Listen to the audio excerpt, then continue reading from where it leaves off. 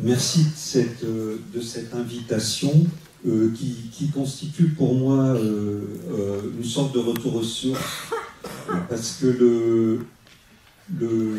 mon investissement dans l'environnement du texte numérique, en fait, il s'est vraiment cristallisé dans une aventure qui s'appelait le groupe de travail sur le poste de lecture assistée par ordinateur de la mission de préfiguration de la Bibliothèque nationale de France, et dans lequel, avec des gens comme Jean Gattegno, qui était à l'époque le directeur du livre et de la lecture, qui venait de l'être, et qui est directeur scientifique de la mission de préfiguration, Alain Giffard, Bernard Stiegler, Christian Jacob, Bazin, directeur de la BPI, qui était directeur de la bibliothèque municipale de Lyon, puis de la BPI, on essayait de travailler à qu'est-ce que ça serait l'espace de travail d'un lecteur dans une bibliothèque numérique.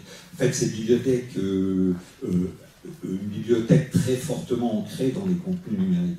Cette bibliothèque, elle n'a pas existé comme on le supposait au départ de ce travail, mais ce travail était fondateur, et d'ailleurs la plupart des gens qui ont participé à ce groupe continuent à travailler sur ces sujets. Alors, ce que je vais essayer de faire, c'est de situer les travaux de votre journée dans un contexte un peu plus large, bien qu'il faille que je le fasse dans un temps relativement réduit. Donc je vais vous parler, avant que vous plongiez dans les actions concrètes qui sont finalement l'essentiel, sans lesquelles rien n'aurait de sens, je vais essayer de situer une sorte d'écosystème dans lequel il n'y a pas seulement les logiciels libres, il y a aussi les contenus libres, on en a déjà parlé, mais il y a aussi toutes sortes de droits fondamentaux d'accès et d'usage de la culture qui s'appliquent, y compris à des contenus qui ne sont pas formellement déclarés libres, et qui sont extrêmement importants, d'autant plus qu'ils sont souvent en état de siège, pas tant, d'une certaine façon, des fois directement attaqués, mais souvent plutôt grignotés par l'évolution des technologies et des services. Alors, je vais vous parler à la fois comme éditeur et auteur. En fait, maintenant, je suis le président de la maison d'édition Publinet. Et je suis auteur à la fois d'essais et de littérature, mais je vais vous parler aussi sur la base de mes travaux comme analyste du monde numérique et comme constructeur d'outils de lecture et d'annotation pour différents médias, qui étaient bien sûr en logiciel libre, je vous rassure, les acteurs qui ont organisé cette journée. Alors, commençons il y a 10 ans. Donc on est en 2006. Ça fait 20 ans que je m'engueule amicalement avec Christian Torel, qui est le fondateur et patron de la librairie Ombre Blanche à Toulouse, sur qu'est-ce que le numérique pourrait être dans l'espace de l'édition, de la librairie, des bibliothèques. Et comme il n'est pas trop rancunier, il édite un numéro spécial des Cahiers de la librairie, le journal du syndicat de la librairie française, sur le livre à l'ère du numérique, et il me propose d'écrire un texte dedans. Et comme vous pouvez voir, c'est le seul numéro des Cahiers de la librairie qui est épuisé. Et c'est un exemple très intéressant, puisqu'il y a toute une série de textes en dehors du mien qui sont fort intéressants dans ce numéro, et que, bon, peut-être avez-vous les cahiers de la librairie dans votre bibliothèque, mais pour la plupart des lecteurs, ils n'y ont à l'heure actuelle aucun moyen d'accéder à ces textes dont l'intérêt particulier est qu'ils ont été écrits avant les e-books, et donc tel qu'on pouvait imaginer une autre trajectoire du développement du texte et de la lecture numérique. Alors, dans ce texte, je défendais la synergie entre le livre papier et le texte numérique, à condition que l'accès à ce dernier se fasse dans une optique d'accès et de partage libre. J'affirmais également que le développement de l'écriture numérique et de l'axe lecture numérique se traduirait par une revalorisation et un développement de l'interaction face à face et de la performance comme élément central de l'activité des auteurs et de la rencontre des auteurs et des lecteurs. Alors ça m'a valu une opposition relativement unanime, c'est-à-dire que ce texte a été détesté par ceux qui voyaient dans la naissance du texte numérique la mort de la création et de l'édition, dont, entre parenthèses, comme ça a été bien souligné par l'intervenant de la région, Umberto Eco ne fait pas vraiment partie, bien malgré la phrase qu'il a, parce qu'il était un adepte tout à fait enthousiaste de l'écriture numérique. C'est tout à fait autre chose qu'il critiquait.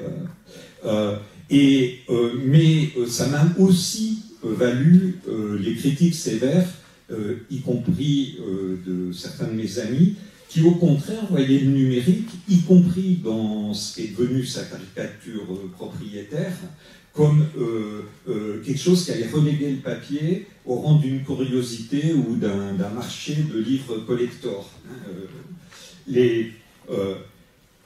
Heureusement, il y a une autre livre digne de division qui est apparue et qui a dominé les années suivantes et qui est beaucoup plus intéressante.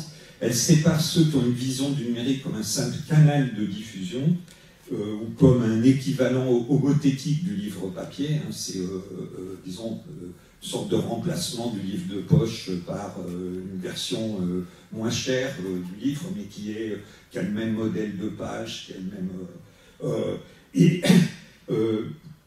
Et donc, d'un côté, ces visions simplement canal de diffusion et la vision des gens qui considèrent l'écriture sur le web comme un espace de création natif. Alors, Publinet, la maison d'édition qui a été fondée par François Bon et que j'ai maintenant l'honneur de diriger, en fait, nous ne sommes pas un éditeur numérique, contrairement à ce que beaucoup de gens pensent. Nous sommes un éditeur de la littérature et des formes littéraires qui se développent dans l'écriture littéraire sur le web.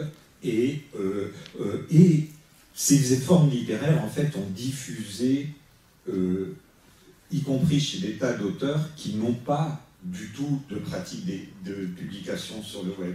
Donc aujourd'hui, nous sommes ancrés dans cet espace de création natif, mais ensuite nous diffusons sur tous les canaux, que ce soit le livre papier, les e-books et des diffusions directes sur le web. Alors où on en est aujourd'hui, après cette histoire complexe, je crois qu'on peut dire qu'on est encore dans une grande confusion, et donc il faut s'approcher pas à pas de l'écosystème.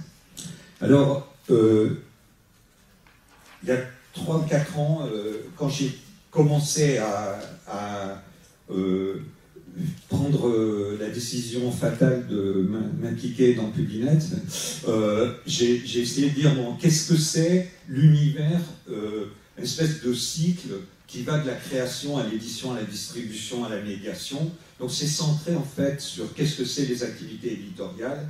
Et comme vous pouvez le voir, il n'y a pas directement de place pour les bibliothèques dans ce schéma qui illustrait un article que j'ai écrit sur mon blog, sauf que bien sûr, elles interviennent en particulier dans la médiation et la recommandation, mais d'une certaine façon, elles pourraient apparaître comme simplement un peu en bout de chaîne. Elles archivent, elles donnent accès, alors, si on veut dépasser tout ce qui manque dans ce schéma, il faut rajouter ce qui manque. Et ce qui manque, bien sûr, c'était les auteurs et les lecteurs, donc les personnes, et dont les bibliothécaires font partie également, mais aussi les outils et les services sur le web qui permettent aux gens d'écrire et aussi d'annoter, aussi de réutiliser du texte, et puis, comme je l'ai déjà dit, la performance, et puis évidemment les archives, les bases de données et tous les mécanismes d'intermédiation entre des usagers et des contenus qui se développent sur ce plan-là.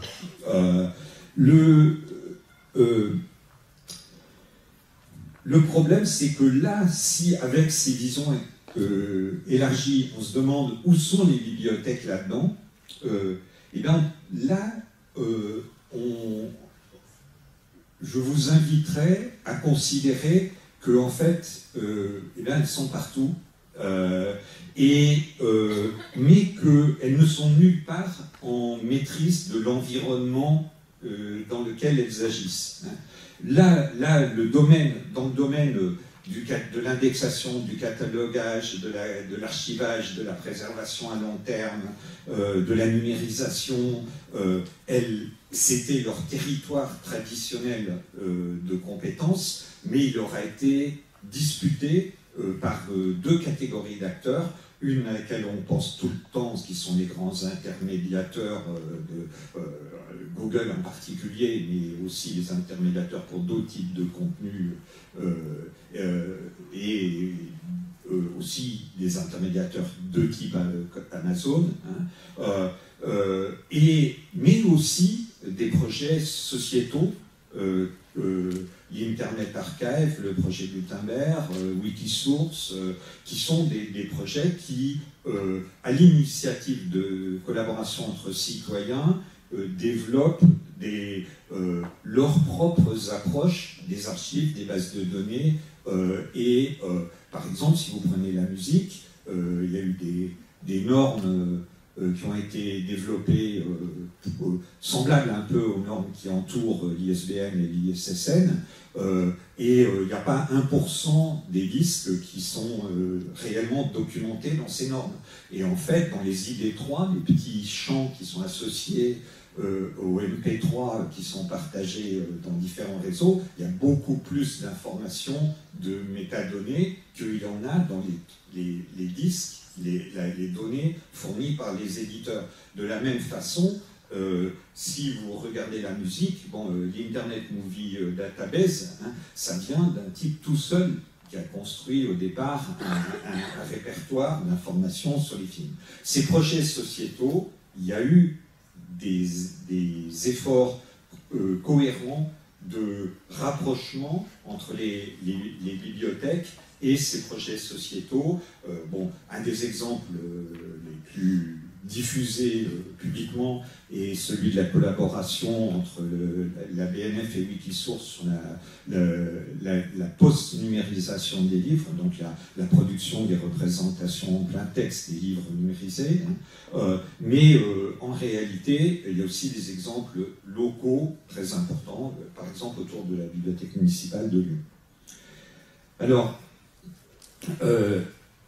même ce domaine disons, de compétences classiques, il est aujourd'hui une compétence partagée avec des acteurs, et des acteurs, disons, dont les préoccupations ne sont pas celles qui, dans toutes les exposés introductifs, ont été affirmés, c'est-à-dire l'accès à la rencontre des livres, l'accès de tous à la lecture et à la culture, et la capacitation qui va avec. Alors, si on balaye rapidement les composantes de ce nouvel environnement, prenons d'abord les livres, parce que les livres, c'est plus du tout la même chose dans l'univers numérique, et notamment, on a toléré de passer de la possession. Je rappelle que quand la reine Anne d'Angleterre a fait le Queen Anne Act en 1709, ce qu'il y a écrit dessus, c'est vesting the rights in books, in those who publish them and those who own a copy. C'est-à-dire, c'est une loi qui va donner les droits sur les livres à ceux qui les éditent et à ceux qui en possèdent une copie. Hein. Et ce côté et à ceux qui en possèdent une copie, il a été très très oublié dans l'évolution ultérieure du copyright et du droit d'auteur également. Qu'est-ce qui a remplacé la possession? Eh bien, c'est une permission temporaire sous surveillance. Hein. C'est-à-dire, c'est une licence. Donc, on vous affirme que vous n'avez pas acheté un livre numérique, vous avez acheté une licence vous autorisant à lire et à faire des actions limitées et contrôlées par des dispositifs techniques, et une licence qui est associée à des mécanismes qui capturent des données sur ce que vous faites et qui les exploitent pour des fins qui ne sont pas les vôtres. Ensuite, si on prend bon, j'ai déjà parlé de ce qui se passe dans l'univers de la numérisation de l'interaction des notices. J'y reviendrai tout à l'heure en concluant sur un exemple concret qui sera l'essentiel de ce que je veux vous laisser dans votre mémoire. Mais ensuite, il y a les lecteurs. Parce que, alors d'abord, les lecteurs, comme ça a été très bien dit, il y a... en 1944, il y a un grand livre qui décrit la mort de la lecture par mort de l'attention. En fait, je pense que si on monte plus loin, on en trouvera d'autres. Aujourd'hui, ce qu'on a vécu, c'est surtout une extraordinaire croissance de l'écriture. C'est-à-dire quand Olivier Donat a fait son étude sur les pratiques orales des Français, elle a montré une baisse statistique des pratiques de lecture qui en fait n'a rien d'étonnant, mais elle a surtout montré qu'en 15 ans, le nombre de gens qui écrivent des textes et qui les rendent publics à destination de tous a doublé. Donc, en fait, ce qui se passe quand on va... moi, je visite beaucoup de bibliothèques. J'utilise peu les bibliothèques dans leur fonction classique d'accès aux livres, mais par contre, je visite beaucoup de bibliothèques. Je m'intéresse beaucoup à l'architecture des bibliothèques et des médiathèques. Et une des choses qu'on voit, c'est que les bibliothèques sont des espaces de travail, d'échange et parfois d'innovation. Hein.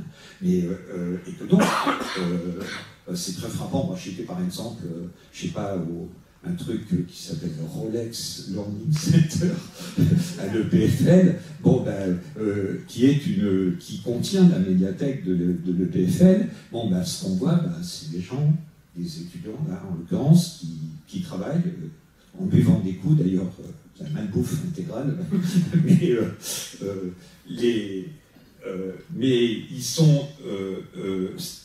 si vous allez dans des endroits très riches, et, comme le FFL, mais qui ont plus essayé disons, qui n'ont pas recouru à Rolex pour construire leur centre, même si c'est une magnifique architecture, vous voyez, par exemple, la bibliothèque du département de littérature de John Hopkins à Baltimore. Il y a trois espaces. Il y a un espace où il n'y a que des ordinateurs, alignés, on dirait, les salles de cours pour apprendre à servir des logiciels. Il y a un espace qui est Silent Room, s'il vous plaît, ne gênez pas la lecture, avec des tables de lecture. Et puis, il y a un truc qui a l'air d'un café, mais en fait, c'est un espace de travail pour des petits groupes. Donc, c'est évidemment, fais attention, c'est pas John Hopkins qu'on fait la communauté d'agglo de Béziers. La fonction d'être un lieu d'accès aux livres pour des publics qui n'ont pas accès ailleurs, elle reste évidemment centrale et importante, mais néanmoins, si on pense en termes de capacitation, organiser la bibliothèque comme espace de travail et d'échange, ça a du sens. Et en fait, là où on a résisté à l'usage de la bibliothèque comme espace de travail, c'est-à-dire quelqu'un qui vient avec son ordinateur, qui se connecte à un Wi-Fi ouvert par Internet et qui va travailler sur toute autre chose que les livres qu'il y a autour. Si on résiste à ça, en fait, on empêche la rencontre avec les livres. Alors que si on l'accepte, alors il y a aussi la rencontre avec les livres qui se développe. Maintenant, les bibliothèques ont été, dans l'histoire, des lieux d'invention des outils de l'écriture, de la mise en forme des textes et des techniques de lecture. Parce qu'il y a toujours eu des techniques de lecture et les commonplace books, prendre des outils, prendre des notes. Les commonplace books, c'était des carnets de notes, hein, et avec des lecteurs que vous n'aimeriez pas avoir aujourd'hui dans vos bibliothèques, hein, parce que parfois ils étaient armés d'une paire de ciseaux pour couper les passages, hein, et les coller dans leur carnet de notes. Hein. On parle de gens qu'aujourd'hui on célèbre comme des grands philosophes, hein, pas de voyous. Donc, la bibliothèque comme espace de travail, le projet dont je parlais au début, c'était un projet d'essayer de restaurer la fonction d'exploration. On peut dire que le labo de la BNF aujourd'hui fait un peu de ça, sans doute trop au contact de l'état actuel des technologies, pas assez dans l'indépendance pour penser ce qui serait souhaitable, mais c'est des rôles très importants. Je pense que si les espaces culture multimédia qui ont été créés pendant le ministère de Catherine Trottmann et puis qui ont vécu un peu partout, en fait, il y a une sorte d'activité d'espace culture multimédia à l'intérieur des médiathèques qui fait sens. Ensuite, il y a les auteurs, les performances et les autres formes de médiation. Et là, ils sont essentiels parce que aujourd'hui, la rencontre des livres passe par la rencontre des auteurs.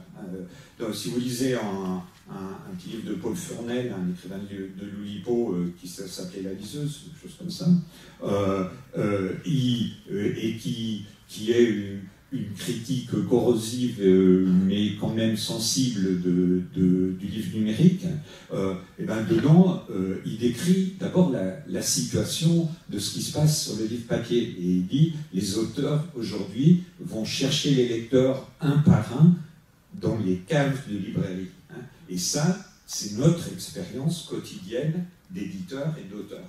Hein. C'est-à-dire, on va les chercher. Et c'est quand par hasard on a été en chercher suffisamment un par un dans des rencontres, des signatures, des animations dans des bibliothèques, que parfois on atteint un public plus large. Pour cela, il est essentiel que les bibliothèques bénéficient d'un certain nombre de droits que quand, avec Lionel Morel, un bibliothécaire, on a écrit les éléments pour la réforme du droit d'auteur et des politiques culturelles liées, on affirmait des droits pour les individus, et puis à un moment donné, on s'est réveillé, on a dit, mais on est en train d'affirmer des droits pour les individus qui vont faire que les bibliothèques, avec leur mission de service public et de service du bien commun, vont avoir des droits inférieurs à ceux dont on demande la réalisation pour les individus. Et donc, on a fait un volet que Lionel Morel a rédigé pour la création de droits collectifs, de droits pour les institutions, et en particulier des droits à la performance publique, mais bien sûr aussi des droits supérieurs à celui que la loi sur les livres indisponibles attribue aux bibliothèques, qui sont essentiellement des droits à l'heure actuelle de servir de prestataires de services à des éditeurs pour la réédition. Alors, comment les bibliothèques dans cet environnement et avec la modestie de leurs moyens, la difficulté à assumer les missions qui sont déjà les leurs, l'élargissement des horaires, c'est très noble, mais le problème, et c'est très noble et très nécessaire, mais en même temps se pose le problème de quand c'est qu'on a le temps d'arriver à investir de nouveaux territoires. Eh bien, je pense que c'est là que le livre peut jouer, le livre dans un sens très large, peut jouer un rôle clé dans la reprise en main du destin des bibliothèques. Et je voudrais insister sur une distinction entre la liberté de facto, de fait, la liberté de faire des choses si on veut les faire, et la liberté de droit, c'est-à-dire celle qui dit, où il y a une loi qui dit vous avez le droit de faire ça. Parce que dans le monde numérique, en fait, la liberté de facto, elle est essentielle. Hein. Le web, c'est devenu un espace de partage comme il n'y en a pas d'autre, même si aujourd'hui la partie partageable du web est concurrencée par des tas de parties pas partageables, sans que jamais les gens disent il institue des droits au partage sur leur contenu. Ça m'a amené à dire la constitution du web, c'est CTRL-C, CTRL-V, CTRL-U, enfin, ou Apple, C, pomme V, pomme U, si vous êtes dans l'environnement d'Apple. C'est-à-dire, c'est simplement, il y a une page web, je peux la copier, je peux la coller ailleurs, je peux regarder quelle est sa source, pour refaire une page qui ressemble ou pour comprendre comment ça marche. Et ces libertés de fait, c'est elles qui sont le plus attaquées. Et cette attaque est en fait une attaque contre ce qui faisait la noblesse de la tradition du copyright et du droit d'auteur conjointement. C'est-à-dire, en fait, le droit d'auteur, ça disait, ben voilà, il y a des droits exclusifs, il n'y a que des gens qui les ont, mais ça n'empêchait personne de rien faire. Hein. Si vous pouvez prendre un livre et que vous voulez aller le déclamer dans la rue en faisant payer les passants, ben, vous le faites. Hein. Et si quelqu'un trouve que vous avez exagéré, eh ben, il faut qu'il vous fasse un procès.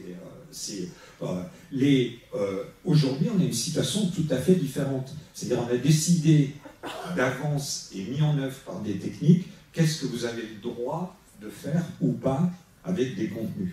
Et c'est pour ça que les contenus sans DRM sont... les licences Creative Commons, c'est immensément important. Bon, évidemment, tout ce que je publie sur le web, moi, est sous licence Creative Commons. Tous mes livres, dans leur version numérique, sont sous licence Creative Commons. Et ça ne m'a pas fait perdre une vente, je vous assure. Ça m'en a au contraire amené, bien qu'elles ne soient pas aussi nombreuses que je le souhaiterais. L'existence de contenus qui ne prédécident pas de ce que vous ferez est essentielle. Alors, à partir de là, il y a quand même des bonnes nouvelles dans cet environnement compliqué, qui sont, si vous passez dans un environnement plus libre, que ce soit de facto ou de jure, et bien quand même, vous allez vous libérer d'un immense surcoût de ce que j'appelle les dispositifs techniques et juridiques d'incapacitation. C'est-à-dire la négociation des contrats, le respect de toutes ces licences qui sont associées au bouquet de contenu dont parlait Valérie Travier tout à l'heure, tout ça. Mais et bienvenue au PNB, hein, vous allez voir, et à part cela, je fais une petite transition vers l'essentiel dont je voudrais vous parler sur le plan concret, qui est le problème de la mise à disposition des livres numériques dans les bibliothèques. Hein. Parce que quand même, les bibliothèques, c'est quand même essentiellement un espace de livres. Hein. En fait, les mêmes problèmes se posent avec des contenus d'autres médias ou avec des contenus textuels autres que les livres. Mais à l'heure actuelle, on a une situation où en pratique, la mise à disposition par les bibliothèques des contenus numériques est très difficile. Alors, elle est moins difficile quand même qu'aux États-Unis, où il y a une grande partie des éditeurs qui refusent tout simplement de vendre des contenus numériques à des bibliothèques. Moi, j'ai mon livre Sharing, qui est un livre en anglais, est librement accessible sur le web avec une licence Creative Commons qui autorise les bibliothèques à les donner et laisser leurs usagers les copier. Et néanmoins, j'ai vendu au moins 100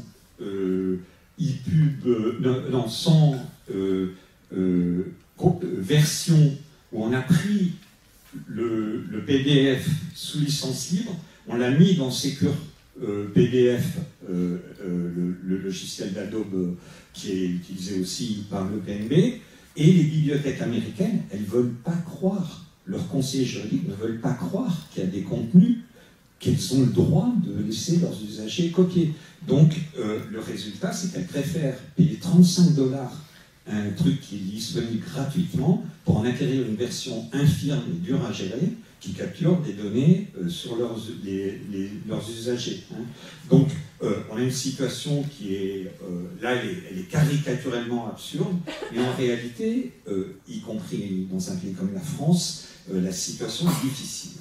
Donc, en fait, pour répondre à ça, François Bon avait décidé de créer une offre de catalogue global de Publinet à destination des bibliothèques et plus généralement des collectivités, mais qui reposait sur de la lecture en ligne, du streaming de lecture. Donc, et elle repose toujours, et nous avons toujours des bibliothèques abonnées, y compris dans cette région, la petite et la grande, mais beaucoup de bibliothécaires étaient réticents à l'idée de la lecture en ligne, et puis c'est une usine à gaz, hein, c'est-à-dire faire rendre possible la lecture à travers une plateforme sur Internet qui est en même temps intégrée avec le système d'exploitation de la bibliothèque. On introduit une complexité, et cette complexité, elle n'a aucune raison d'être.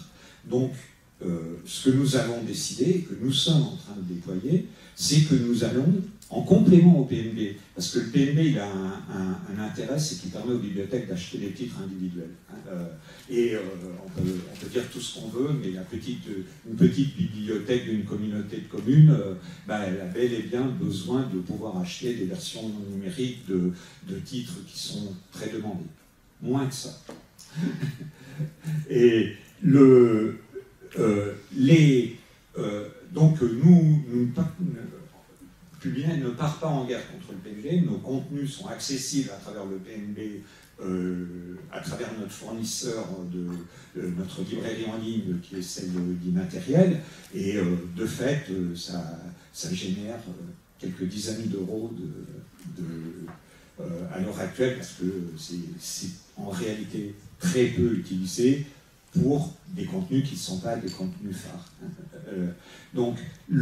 Mais ce que nous voulons faire, c'est pouvoir offrir aux bibliothèques, médiathèques et collectivités une offre de catalogue qui repose sur la transmission des fichiers à la bibliothèque, la transmission des notices bibliographiques qui concernent les mêmes contenus, des contenus à valeur ajoutée et une offre complémentaire de médiation. Donc en fait, il y a une simplification considérable, mais pas totale. La simplification considérable, c'est qu'il y a une espèce de serveur FTP où à n'importe quel moment on peut, tant qu'on est abonné, télécharger tous les contenus. Et entre parenthèses, si vous êtes un jour plus abonné, vous gardez les contenus. Hein. C'est pas Spotify.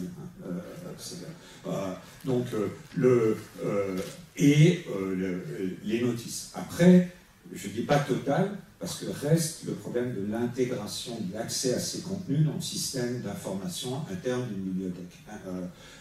Et là, on offrira, nous, dans la mesure de nos moyens et de nos compétences, un support à cette intégration.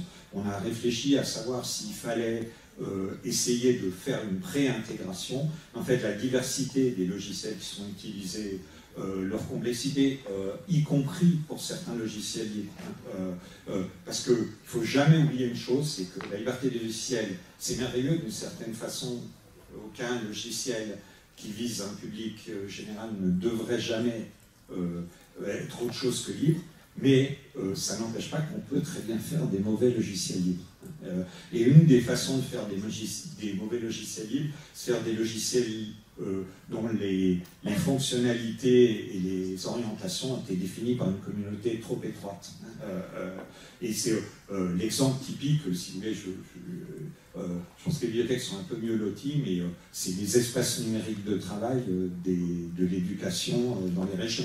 Il y a 22 systèmes, enfin il n'y en a plus 22, enfin il y a toujours 22, bien qu'il y ait plus de 13 régions, mais n'importe qui fait un contenu éducatif en France, il devrait être compatible avec les 22 systèmes d'environnement numérique de travail, alors que ces environnements numériques de travail n'apportent strictement rien à la pratique éducative proprement dite. Ils servent essentiellement à l'interaction entre l'administration, les professeurs et les parents et les élèves.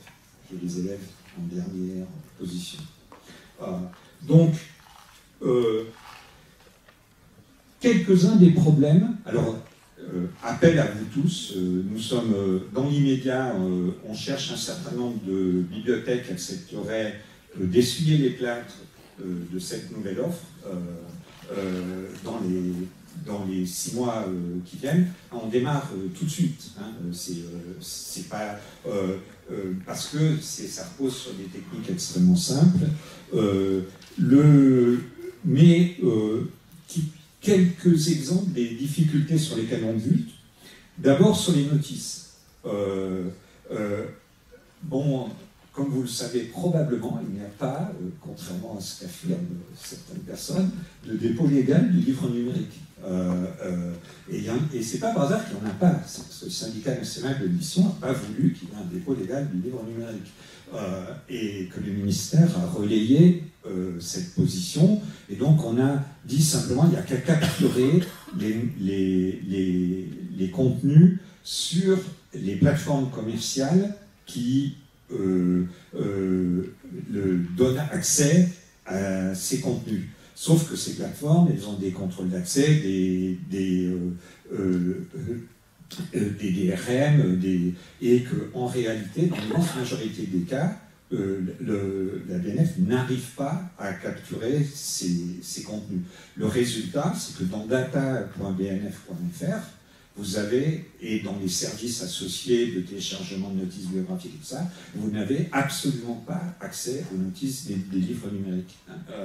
Et ça fait 3 fois maintenant qu'au Parlement, il y a des amendements qui sont déposés pour introduire un vrai dépôt légal du livre numérique. Un dépôt légal du livre numérique, c'est 0 coût pour l'éditeur. Je veux dire, de toute façon, ce n'est pas un coût énorme de dépôt légal, mais il y a comme une complication de devoir imprimer une étiquette de franchise postale et envoyer un bouquin au service du dépôt légal. Et puis c'est surtout une contrainte très grande du côté de la bibliothèque qui est dépositaire. Mais pour le numérique, c'est un téléchargement en ligne en 10 minutes avec le formulaire. Donc, heureusement, nous sommes en situation de capturer ces notices à la source à travers notre librairie en ligne. Mais bon, on tombe, c'est des formats ISO 2709, donc c'est un format normalisé, ouvert, mais il y a très peu d'outils pour manipuler en masse des notices et des choses comme ça. Et ça, c'est une caractéristique propre aussi au monde des bibliothèques. Prenez Onyx, c'est un logiciel libre derrière et tout ça, mais n'empêche, c'est une usine à gaz de servir d'Onyx, et des services liés à Onyx qui sont l'objet d'une seule compagnie canadienne, c'est quand même très cher. Donc c'est pas normal. Il n'y a pas les bénéfices du libre, souvent dans ces environnements, ne sont pas réalisés. Maintenant, qu'est-ce qu'on attend des bibliothèques? Évidemment, on attend que ça soit un marché pour nous. Et c'en est un aujourd'hui. Et ça s'inscrit dans une évolution globale des marchés culturels à l'ère du numérique, qui est la remontée de l'aval vers l'amont. C'est-à-dire que les gens qui sont en bout de ligne, les lecteurs, les bibliothèques, contribuent à la soutenabilité de la création, d'une part, et des pratiques éditoriales. Et c'est une évolution qui est absolument nécessaire, parce que la caractéristique de base du monde numérique, c'est une augmentation du nombre de titres gigantesque. Parce que les gens, c'est devenu beaucoup plus facile de créer. Ça a des effets à tous les niveaux de qualité, et c'est pas juste que n'importe qui peut créer n'importe quel truc sans intérêt. Ça se traduit En France, il y a 2,5 fois plus de titres de livres publiés, mais aux États-Unis, c'est au moins 5, et en France, ça sera 5 avec le développement de l'impression allemande. Si vous avez 5 fois plus de titres, eh ben, l'audience moyenne de chaque titre eh ben, elle va être divisée par en fait plutôt 6 à cause de la baisse du temps consacré à la lecture, parce que les gens consacrent plus de temps à d'autres médias et à l'écriture. Donc, si vous avez une baisse complète de l'audience, ben, les sources de revenus, elles vont forcément, celles qui sont liées à l'audience, elles vont baisser pour chaque titre. Donc ça, c'est ce que je martèle, c'est ce que dans les discussions off, n'importe quel éditeur de n'importe quel type de contenu reconnaîtra. Simplement, ils ne veulent pas le reconnaître publiquement parce que il y a 2 réponses à cette situation. Il y en a une qui consiste à dire mais c'est pas grave, on va prendre un petit nombre de titres, on va faire une promotion hyper intensive, on fera des 3 par 4 pour des livres, des affiches sur les grands panneaux pour des livres, ce qui n'avait jamais existé avant, on fera des spots télé sur ces bouquins-là, on fera des cycles de plus en plus courts, on aura une durée de vie d'un livre qui est d'1 mois dans les marchés commerciaux, qui en plus s'appuie sur des mécanismes financiers entre éditeurs et librairies, et comme ça, on aura quelques titres sur lesquels le profit par titre restera avec une marge élevée, et puis les autres, on fera une sorte de dumping dans des offres de masse de contenu numérique avec des DRM. Donc, si vous croyez que c'est un scénario décrit par quelqu'un de mal intentionné, regardez les termes de l'accord Gallimard sur Camp sur le futur de la disparition du livre de poche, par exemple. Et demandez-vous ce que ça donnera sur les librairies. Alors, on n'en est pas là en France, mais sur Camp, lui, il l'applique déjà en Allemagne. Par contre, on a des attentes aussi au-delà de simplement que ce soit une source de revenus pour un éditeur. D'abord, on sait une chose, c'est qu'à l'heure actuelle, Publinet peut faire ça parce que c'est un éditeur de référence d'un certain type de littérature. Donc c'est pas absurde, on n'est pas dans la situation du paquet de contenu dont parlait Valérie Travier, c'est-à-dire si vous voulez avoir accès à la littérature numérique contemporaine d'aujourd'hui, c'est pas aberrant de s'abonner au catalogue, il n'y a pas que nous qu'on faisons, mais vous avez un éventail large de ce contenu et aussi un éventail de titres accessibles, pas accessibles. Mais on sait très bien qu'à terme, ce ne sera pas comme ça.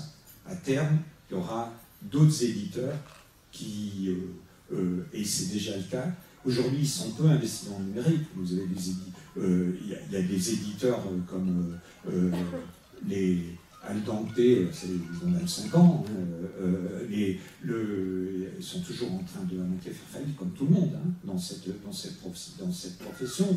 Les éditions de l'Ogre, Nouvelle Attila, vous avez des tas d'éditeurs qui investissent de façon intelligente le numérique, même Galvauvert, qui le fait dans une approche plus classique du complément numérique. Donc on sait très bien qu'on ne sera pas toujours en position d'offrir une œuvre unique d'un catalogue et qu'il faudra faire de la mutualisation avec d'autres éditeurs pour que ça ne devienne pas absurde pour les bibliothèques de payer, parce que les bibliothèques ne prennent pas 12 abonnements à des catalogues comme ça. Donc on connaît cette évolution. L'autre chose qu'on attend, c'est qu'il y a des choses qu'on ne veut pas savoir, on ne veut pas savoir qui dit quoi. Et c'est très difficile en réalité quand on distribue du numérique de ne pas savoir qui lit pas. Ça demande un engagement de chaque instant pour vérifier que vos systèmes ne vous conduisent pas à savoir qui lit quoi. Or, il n'y a rien de plus intrusif dans les données personnelles. On parlait de représentant de la communauté d'Aglo tout à l'heure. Il n'y a rien de plus personnel que qu'est-ce que quelqu'un lit, et les bibliothécaires sont en posture de le savoir, mais heureusement ils ne sont pas en posture de l'exploiter d'une façon perverse. Voilà. Mais par contre, on veut savoir qu'est-ce qu'il lit. lus. Parce que ça, c'est la vente de nos auteurs. On a un modèle de rémunération pour les abonnements qui est un modèle où on partage équitablement entre les titres et les auteurs les sommes. On les partage également. Donc ça veut dire les auteurs sont pleinement d'accord pour ça, mais par contre, ils ne sont pas d'accord pour perdre l'information clé, le signal de est-ce que ce livre est lu ou pas. Donc, on demandera dans notre nouvelle offre aux bibliothèques de nous faire des rapports sur les nombres de lectures par titre, mais pas, on laisse complètement hors de notre champ toute information sur les pratiques des lecteurs. Et puis bon, il y aura des codes de conduite aussi sur qu'est-ce que... comme c'est un fichier avec un DRM, donc les bibliothèques pourront donner accès sur leur propre machine ou sur les machines des usagers. Quand elles donnent accès sur les machines des usagers, ils pourront copier les contenus. Bon, on demandera aux bibliothèques de ne pas inciter à leur rediffusion, mais il est clair que la responsabilité de qu'est-ce qu'ils en font, elle appartient aux lecteurs et elle n'appartiendra pas aux bibliothèques. On veut faire une offre où vous aurez soit pas besoin d'un conseil juridique, soit le conseil juridique dira ne vous en faites pas, c'est pas vous qui serez responsable. Voilà, je termine par du très concret, après avoir décrit du très global. J'ai surtout parlé de la liberté des contenus, mais derrière, il y a toute la liberté des logiciels. Parce que, par exemple, un logiciel de DRM ne peut pas être un logiciel libre. Donc, si vous voulez faire du logiciel libre, il faudra que vous fassiez, que vous vous situiez en dehors de l'environnement des DRM. Bonne continuation pour vos travaux. Je les écouterai avec attention, mais seulement jusqu'à 15 h.